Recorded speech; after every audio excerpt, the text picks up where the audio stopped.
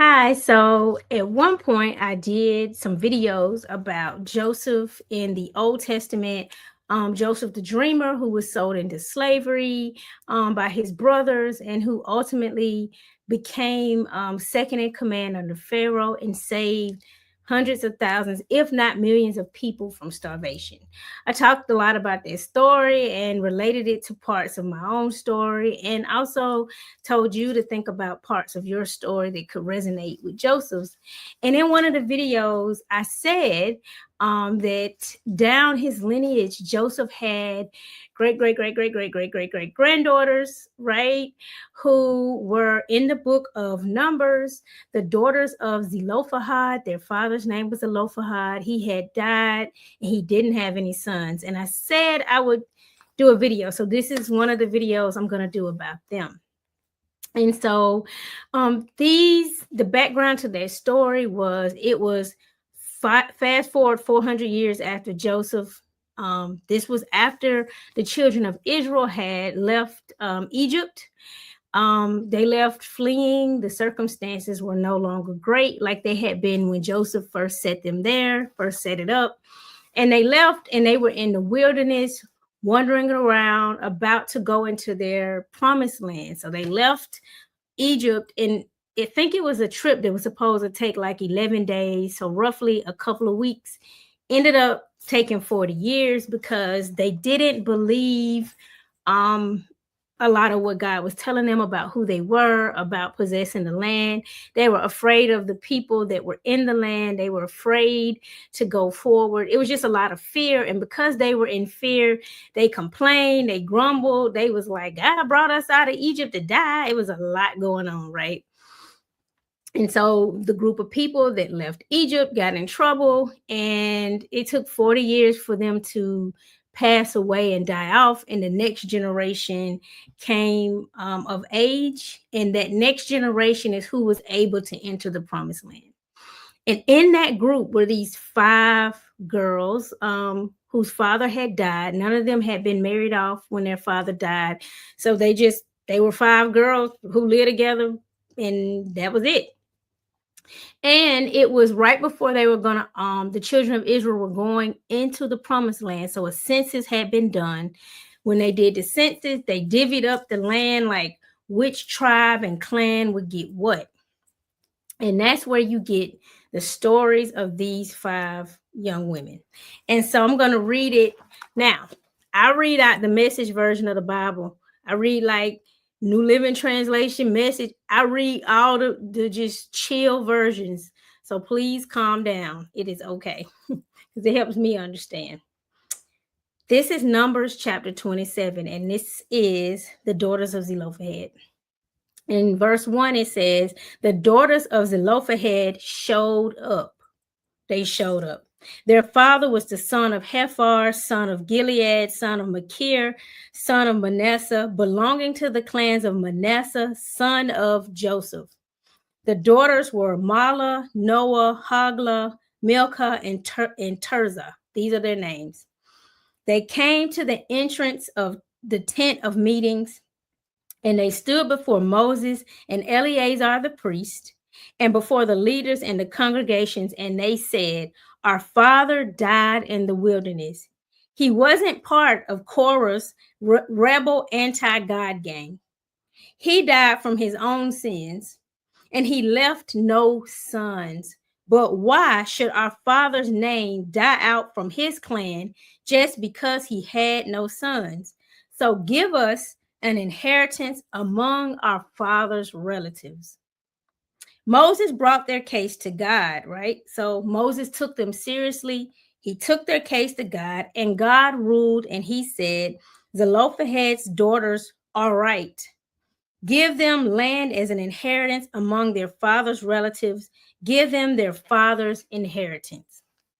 Now, I discovered this story a while ago. I was taking a class, and I was always very interested in the stories of women in the Bible, specifically those stories that I didn't hear a lot about, because of course in the Bible some of those women are unnamed, etc., etc. Some of the stories are real short, and so they just aren't your famous stories. And so for the longest, those are the stories I was looking for. I was looking for those stories that I had not heard a lot about, and that's how I discovered these daughters. And I thought, I remember hearing about them a lot, right? 5 bold chicks who showed up and spoke up and asked for what was theirs, and God said they are right.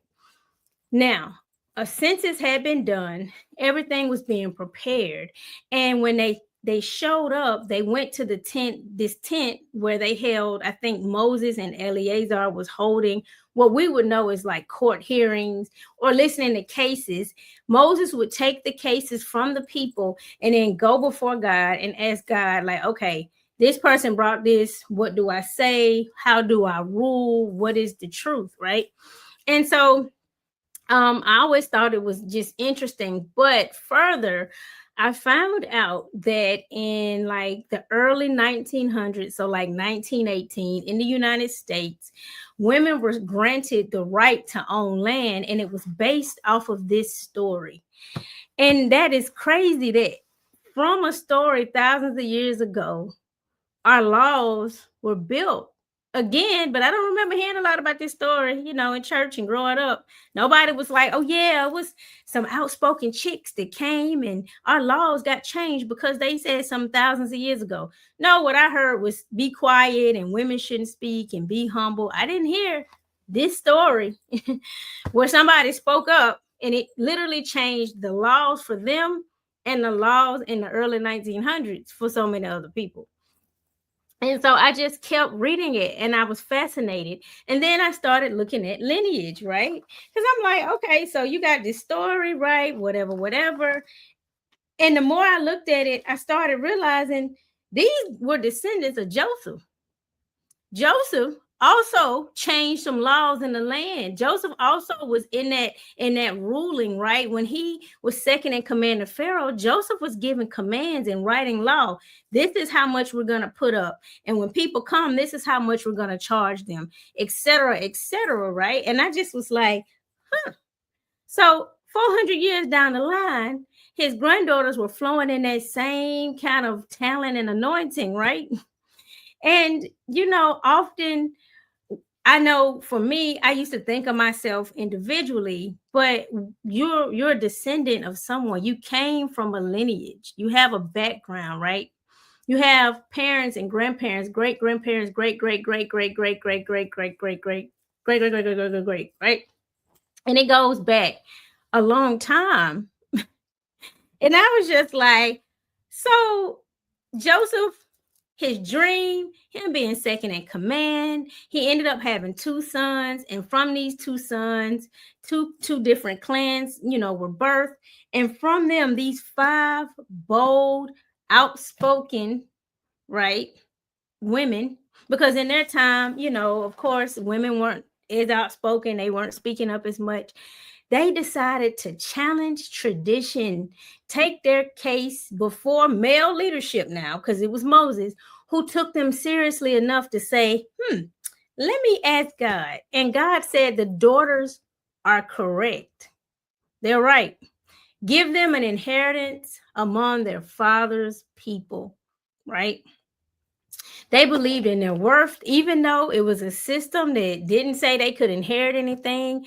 Apparently, they weren't believing in that, right? They spoke up. They were polite, but they were bold, right? It says that they stood before them and said, hey, our father died in the wilderness. He didn't die a part of these other people's mess. He died for his own sins. He didn't have sons, but why should our father's name die out from his clan just because he didn't have sons? They asked a question. They spoke up, but when they spoke up, it like prompted everyone to think like, man, why should that happen? What if it was me? What if I ain't had no sons? I don't know if I would still want everything I had built to just be gone to oblivion just because I don't have sons, right? And I think it's just interesting how they showed up when they showed up, right? They spoke up, and literally it changed the inheritance laws. So the rest of the stories we like you'll read the story of Ruth and all of this other stuff, really got changed with these young ladies in the book of Numbers speaking up. And I was just like, man, they don't teach this one real hard, you know? And so, of course, for me, I've always looked into speaking up and boldness and being courageous. And so this story stood out to me. And I found it at a time where I was also investigating my own lineage. So it made me read it and really look into who they were, because a lot of times when I read the Bible, you just get this list of names. It'd be boring, it'd be hard to pronounce. You don't know how to pronounce some of these names. It could just go on and on and on, right?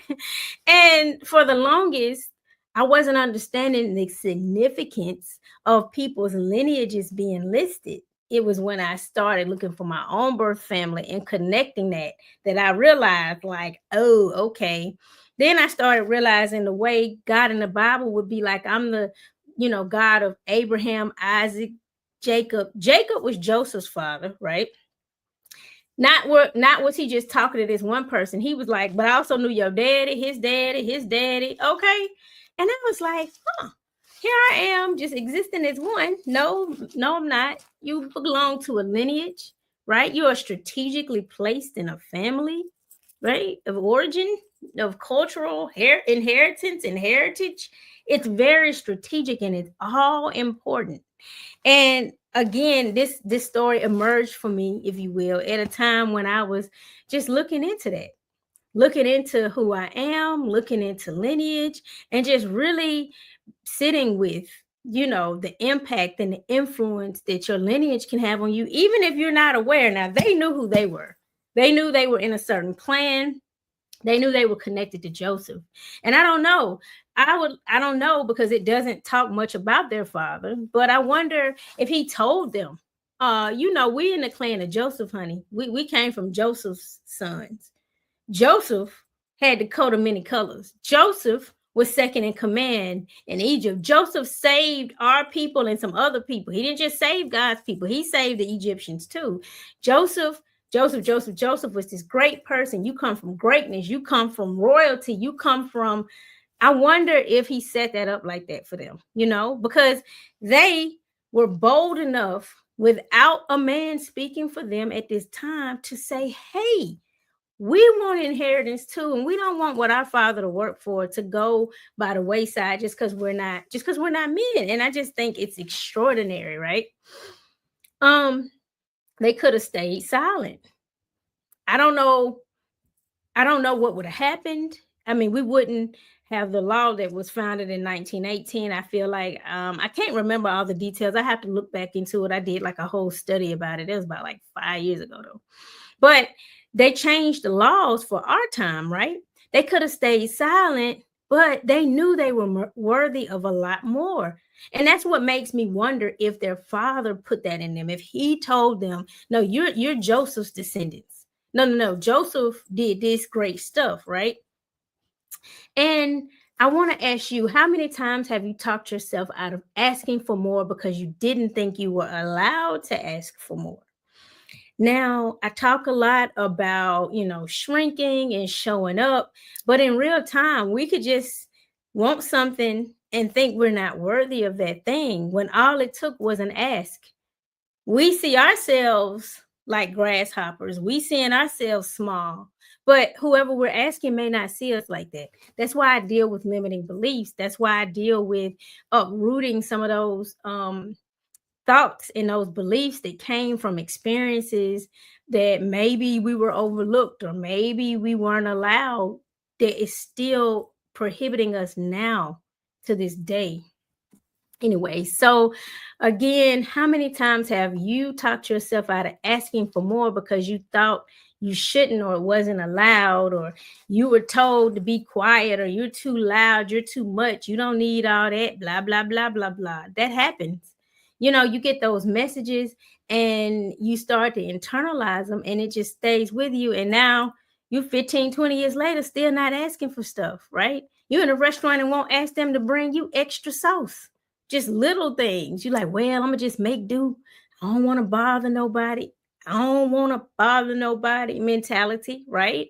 And I found myself being like that at one point, like, well, I keep hearing I'm too much, so let me chill. No, I'm too much and I'm going to be too much. And if I'm not your cup of tea, move on and drink another cup, right? That's where I'm at now. But for a long time, I would shrink back, not ask. You can ask for things, right? Even when you don't think you should, you can ask. And that's what I learned from these daughters, from doing like deep dives into their story. And they show up again in the book of Joshua.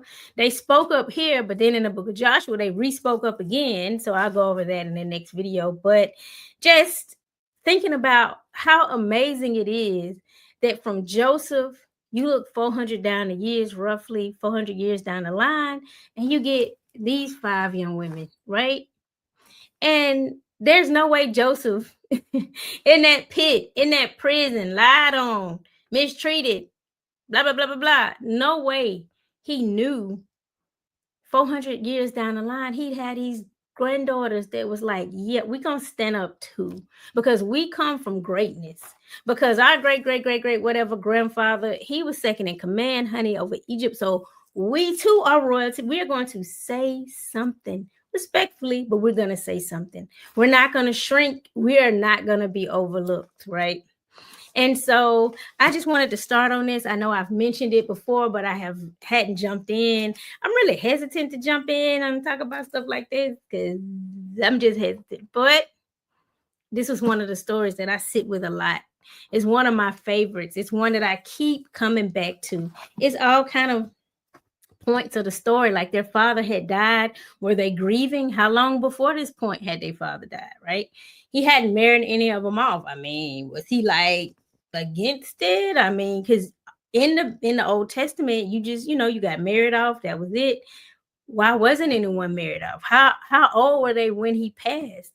There's no mention of mother that I know of their mother, so I'm not sure about that. But it's an interesting story, and I feel like it's a story worth knowing, worth talking about, worth just becoming one of those stories that we continuously look at, because again, it changed the laws in the United States in the early 1900s.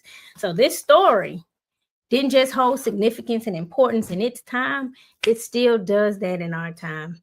And so I want you to look at my membership, Flourish. It's for women who are done waiting for permission, right? If you're tired of shrinking back, if you're tired of not speaking up, if you're tired of not being your bold, true self, this membership is for you. And I will see you in the next video.